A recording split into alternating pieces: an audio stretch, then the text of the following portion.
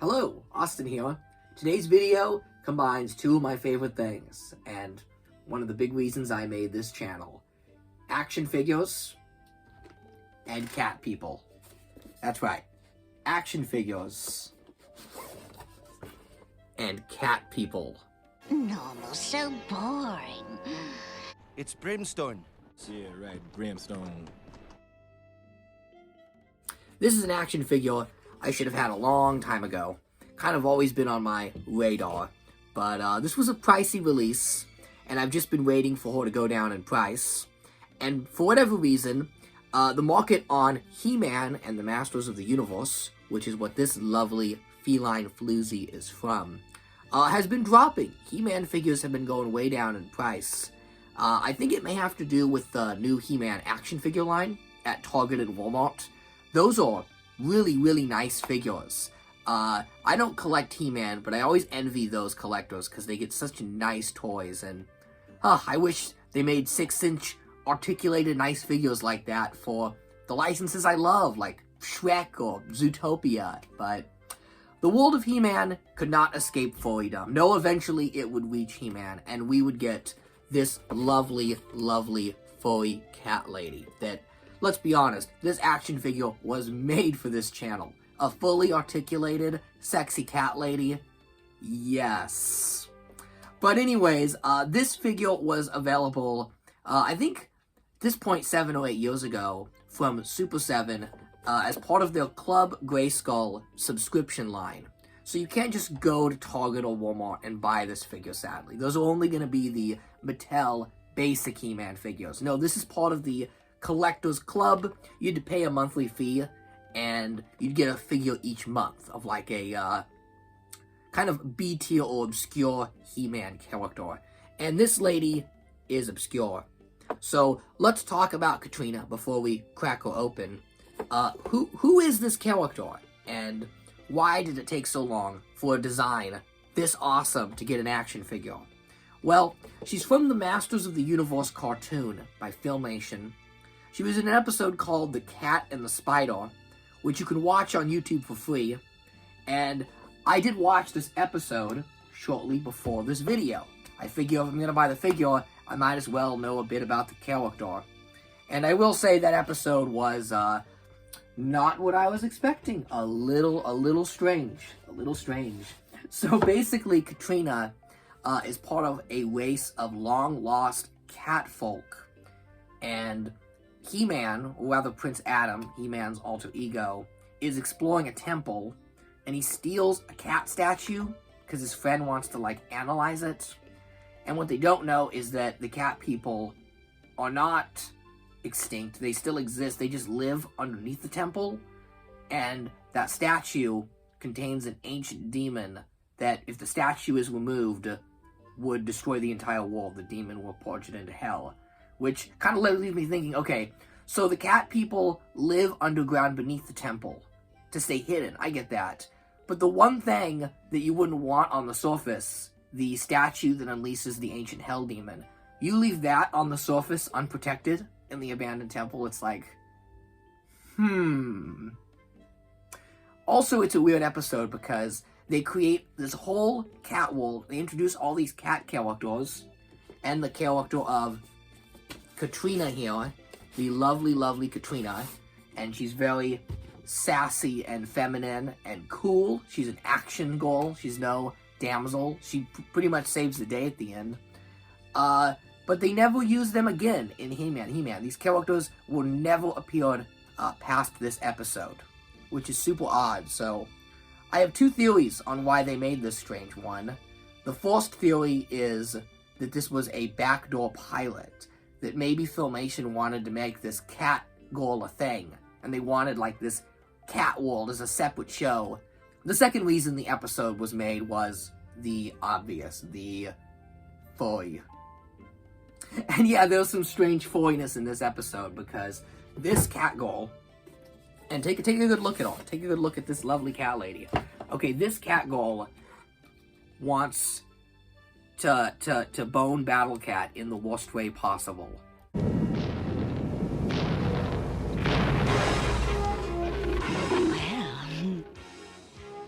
Well, Hello, big boy. Who are you? The name's Kittrina. I'm here to help out He-Man. You are on his side, I hope. He-Man! I've got to find him! Hey, wait for me. Handsome. I am not joking. That is like the major plot point, is she is completely enamored and infatuated with Battle Cat. Yes, not He-Man. Battle Cat. I'll give you a lift, if you don't mind. I'd love it. Come and see us again soon, Kittrina. Oh, I will. I've got an itch to see that handsome fellow again. Oh. You mean He-Man? Oh, no. I mean Battle Cat. Gee, cringe. Looks as if Battle Cat's got himself an admirer. I mean, Battle Cat's not anthropomorphic. He's just a cat. But he does have a more humanized form known as Cringer, where he's kind of all goofy, and he's like, I don't know, He-Man, I'm scared of the cat lady. But then he turns into Battle Cat, and he gets all badass. But yeah, the cat lady is completely obsessed with him. She kind of slaps him around and calls him Big Boy. Hello, big boy. It's quite clippable. We're gonna reuse some of these Kittrina clips as memes on the channel. So, 22 minutes later, I kind of was just left with my mouth open. And, you know, I was happy I bought this figure, because it's such an oddity. Now, being that this is a character from the He-Man cartoon, one last thing before I crack her open that I think is interesting. The reason there's no Kittrina figure in the basic He-Man line you see at Target, or the deluxe line they did with Mattel, is because I don't think Kittrina is a He-Man character. Hear me out.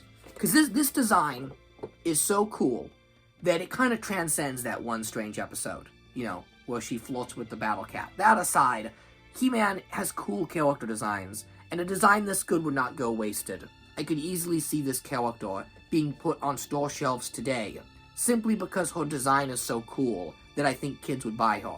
A lot of obscure He-Man characters are resurrected because they're cool designs and they sell for kids. So where's Kittrina?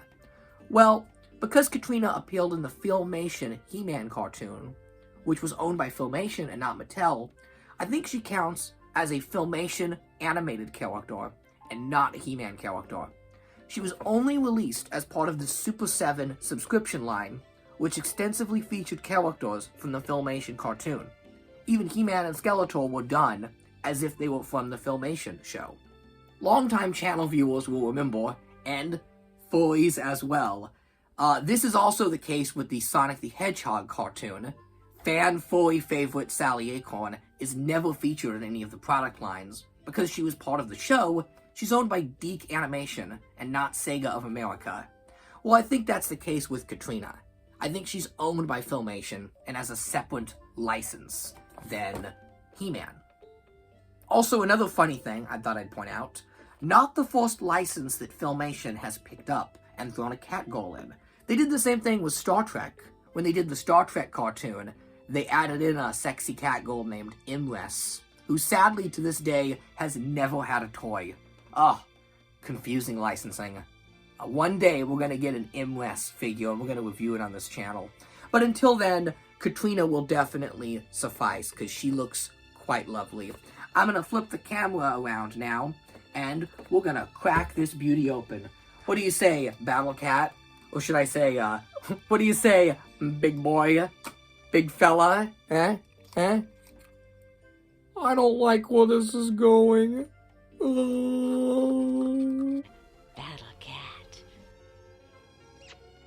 Now, Kittrina comes in this mail-order shipper box. Because this figure was never sold in stores, she was a mail-order subscription-based item from Super 7, which is funny because this is not the first Super 7 mail-order item I've reviewed. You may remember the horrific Robin Hood figure I covered earlier on the channel. And yeah, this is one of the worst action figures I have ever reviewed. You really have to hold this figure in your hand to feel how cheap and awful it is. I think the head sculpt really conveys how I feel about this action figure. So, after this horrible experience, I said I wouldn't do any of these more deluxe Super 7 figures you have to order online. And yet, here we are. But to be fair, this figure was distributed by Super 7. I believe it was made by the Four Horsemen, one of my favorite toy studios ever. I've been collecting Four Horsemen stuff since they did the Outer Spacemen back in 2010, so they've always done outstanding work. Speaking of which, look, I've got Four Horsemen figures right here. I love their stuff. So, it's got this outer sleeve, which I don't get. I don't know why that's there. And then we've got a beautiful package.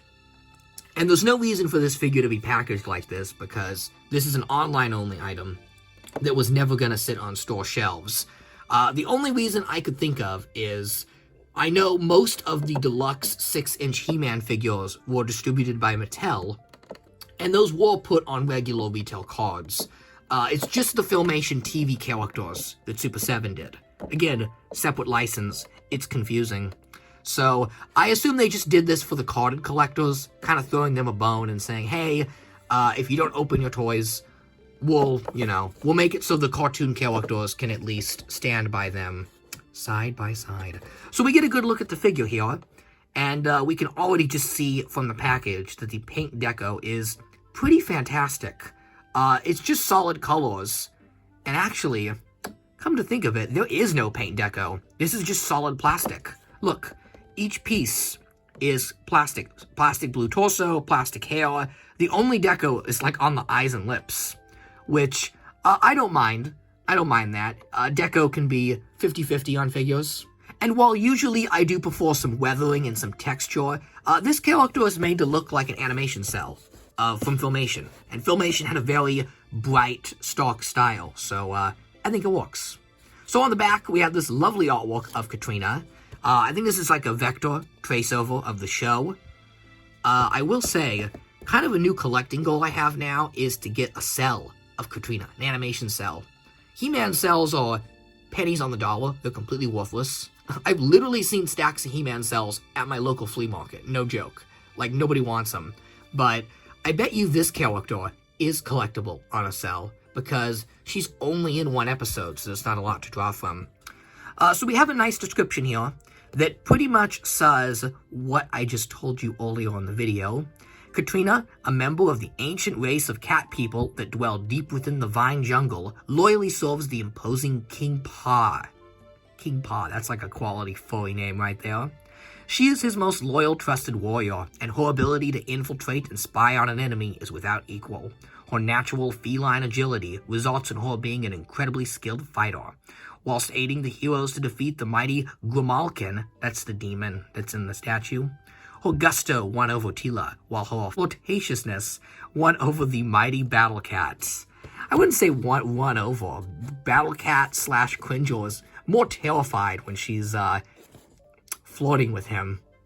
So, that's that. Let's finally crack this figure open.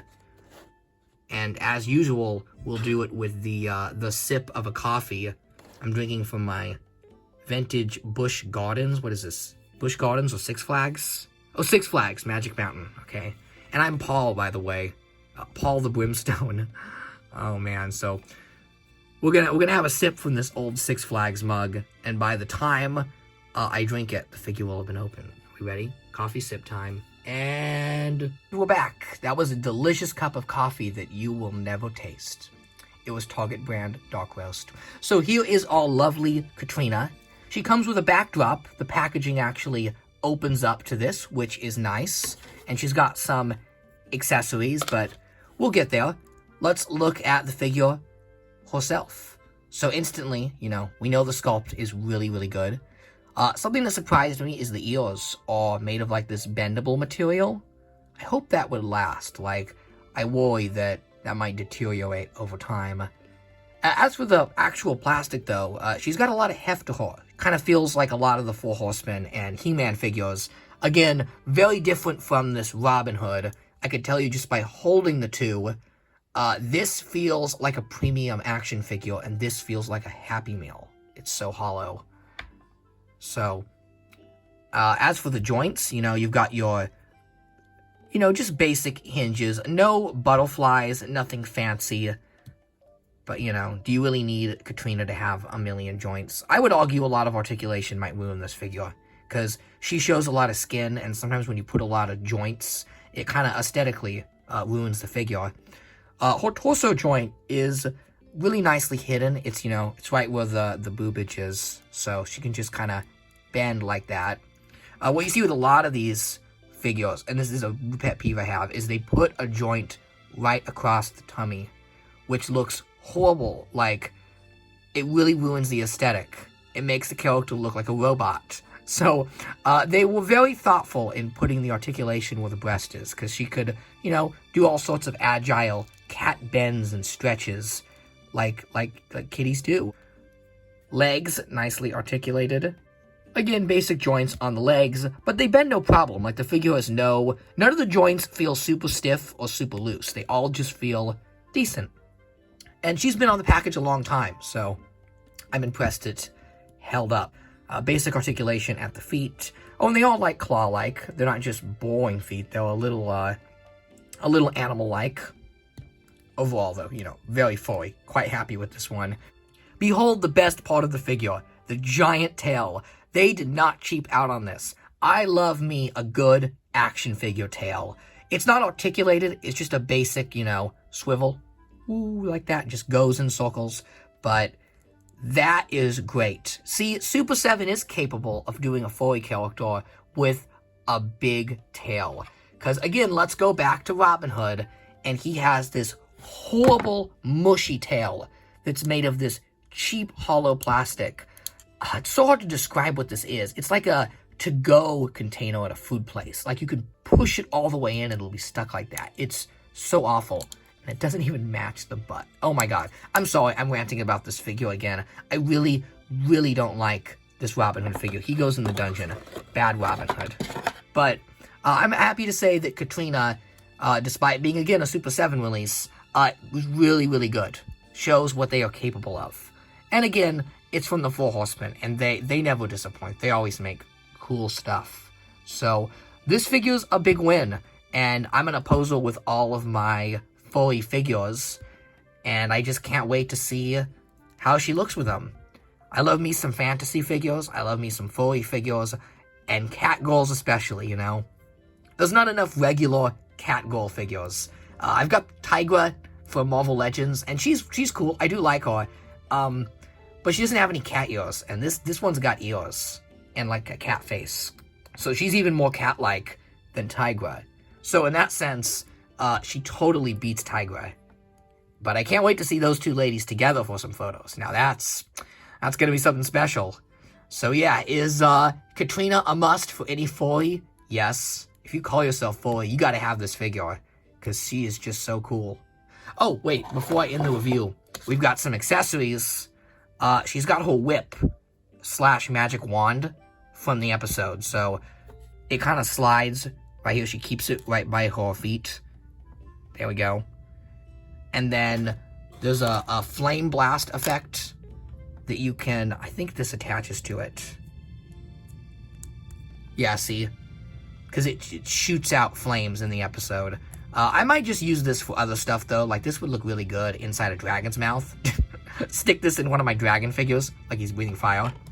But my favorite is this one. You get the whip in its full drawn-out form, which is cool. Just, you know, nice, stretchy, fun piece. Of course, she uses a whip, too, right? Like, this character is so fan-servicey.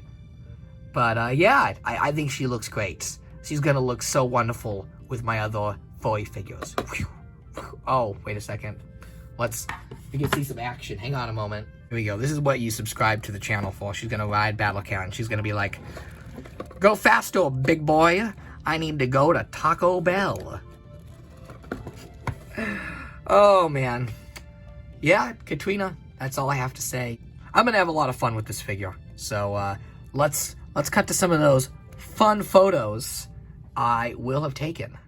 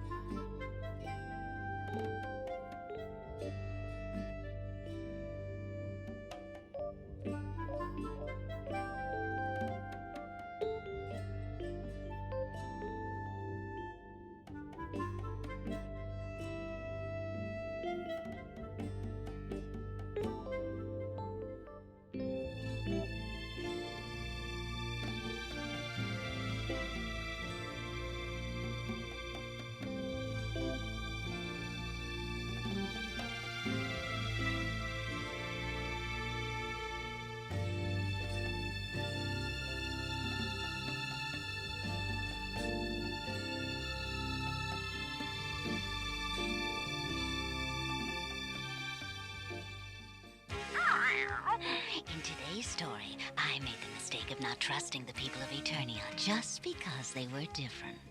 You can't judge a book by its cover means you can't tell from the outside what something is like on the inside. And that goes for books as well as people. Not liking a person because he or she is a different race or religion is wrong. People should be judged for themselves. Right, Kittrina? Right you are, Adam. Right you are. So long.